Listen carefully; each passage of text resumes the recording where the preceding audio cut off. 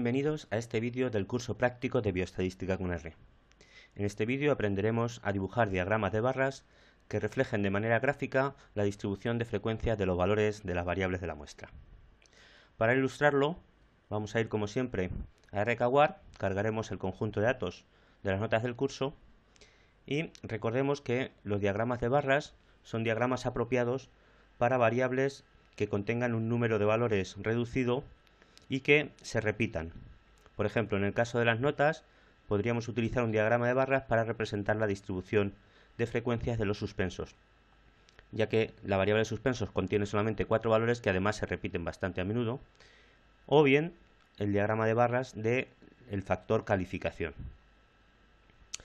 Para obtener el diagrama de barras de la variable suspensos, iremos al menú Teaching, Gráficos y elegiremos Diagrama de barras. En el cuadro de diálogo que aparece, como siempre, tenemos que seleccionar primero la variable de la que queremos el diagrama de barras y le vamos a dar al botón Enviar. Con esto, en la ventana de resultados, obtenemos nuestro primer diagrama, que es el diagrama de barras de la variable suspensos. Recordemos que el diagrama de barras básicamente es un diagrama sobre unos ejes cartesianos X e Y, donde en el eje X se representan los valores de la variable suspensos, en este caso 0, 1, 2 y 3, y en el eje Y, en este caso, por defecto se representa la frecuencia absoluta. Sobre cada valor se levanta una barra con una altura la correspondiente frecuencia absoluta del valor, que en este caso era el número de repeticiones. Así, para 0 suspensos, como en la muestra había 29 alumnos, pues levantamos una barra de altura 29. Para un suspenso había 15 alumnos, levantamos una barra de altura 15. Para 2 suspensos había 14, levantamos una barra de altura 14. Y finalmente, para 3 suspensos solamente había 2 alumnos, así que levantamos una barra de altura 2. Si estuviéramos interesados en representar otro tipo de frecuencias, por ejemplo las frecuencias relativas, podríamos ejecutar de nuevo el procedimiento y ahora en la solapa de opciones de las barras tenemos la posibilidad de dibujar distintos tipos de frecuencias. Por ejemplo, si activamos la casilla de frecuencias relativas, le damos a enviar, obtendríamos el diagrama de barras de frecuencias relativas, que aunque tiene la misma forma que el anterior, en el eje Y ahora tenemos frecuencias relativas o porcentajes. Si quisiéramos frecuencias acumuladas, ejecutaríamos de nuevo el procedimiento, iríamos a opciones de las barras y ahora podríamos marcar la casilla correspondiente a frecuencias acumuladas. Le damos a enviar y ahora obtendríamos el diagrama de barras de frecuencias acumuladas. Observemos ahora cómo las barras van creciendo progresivamente, vamos acumulando las frecuencias de cada uno de los valores de suspensos hasta haber acumulado a todos los individuos de la muestra, que eran 60. Finalmente, si quisiéramos frecuencias relativas acumuladas, ejecutamos de nuevo el procedimiento y en la solapa de opciones de las barras podríamos marcar las dos opciones, tanto frecuencias relativas como acumuladas. Le damos al botón enviar y ahora tendríamos en el eje Y frecuencias relativas acumuladas. El procedimiento también permite la posibilidad de dibujar los polígonos asociados a los diagramas de barras. Por ejemplo, si queremos el polígono asociado al diagrama de barras de frecuencias relativas, ejecutaríamos de nuevo el procedimiento, iremos a opciones de las barras y ahora marcaremos también la opción de polígono. Le damos a enviar y ahora obtendremos el diagrama de barras de frecuencias relativas, pero sobre él se ha dibujado una línea poligonal que es el polígono de frecuencias asociado. Recordemos que para frecuencias absolutas o relativas no acumuladas, el polígono se construía uniendo los puntos más altos de cada barra mediante segmentos. Si por otro lado quisiésemos el polígono asociado a un diagrama de frecuencias acumuladas, por ejemplo el diagrama de frecuencias relativas acumuladas, podemos ejecutar de nuevo el procedimiento, iremos a la solapa de opciones de las barras y marcaremos igual que antes la opción polígono.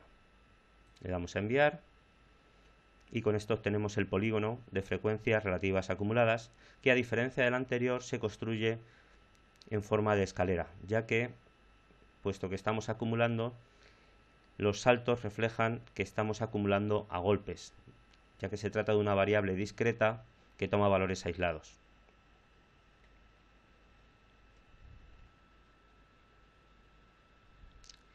Existe también la posibilidad de personalizar algunos aspectos del gráfico, como por ejemplo los colores de las barras, ponerle un título, cambiar algunas opciones de los ejes. Para ello podemos ejecutar de nuevo el procedimiento, iremos a la solapa opciones de las barras y si quisiéramos por ejemplo cambiar el color de las barras, en el cuadro color de relleno desplegamos la lista y elegimos el color que queremos. Por ejemplo, elegiremos un azul. También podríamos cambiar el color del borde de las barras y en la mayor parte de los procedimientos gráficos dispondremos también de un botón de opciones generales para los gráficos. Si hacemos clic sobre este botón tendremos un nuevo cuadro diálogo donde podemos indicar entre otras cosas el título. Vamos a llamarle por ejemplo distribución de frecuencias relativas acumuladas de suspensos. En la pestaña de ejes podemos cambiar algunas de las opciones relativas a los ejes, como cambiar la escala a logarítmica, poner una etiqueta a cada uno de los ejes, decidir el rango de valores que queremos representar tanto en el eje X como en el eje Y, la orientación de las etiquetas de los valores de los ejes y cambiar la orientación de los ejes, lo cual nos produciría barras horizontales. Finalmente, en la pestaña de cuadrícula tenemos también opciones relativas a la cuadrícula de fondo de cada uno de los gráficos. Le damos al botón cerrar y le damos a enviar. Y con esto obtendríamos ahora un diagrama de barras de frecuencias relativas acumuladas. Aquí tenemos el título y además, como vemos, las barras aparecen en horizontal y con color azul. Si estuviésemos interesados en hacer un estudio comparativo de las distribuciones de frecuencias de los suspensos con respecto a alguna variable categórica o algún factor, como por ejemplo el sexo, por ejemplo en el caso del diagrama de frecuencias relativas, podemos hacer clic en ejecutar de nuevo y ahora marcaremos la opción dibujar por grupos y seleccionaremos como variable de agrupación la variable sexo. De esta manera enviamos y obtendremos un diagrama de barras donde ahora aparecen las barras de los hombres y de las mujeres con distinto color, lo cual nos permite comparar cómo es la distribución en cada uno de los grupos. Existe también la posibilidad de elegir una ubicación de las barras distinta. Por ejemplo, podríamos optar por acumular las barras poniéndolas una encima de otra. Para ello, ejecutamos de nuevo el procedimiento, iremos a las opciones de las barras y en el cuadro agrupamiento seleccionaremos apiladas. Con esto las barras aparecerán apiladas unas encima de otras, es decir, acumuladas, pero distinguiendo, igual que antes, hombres de mujeres.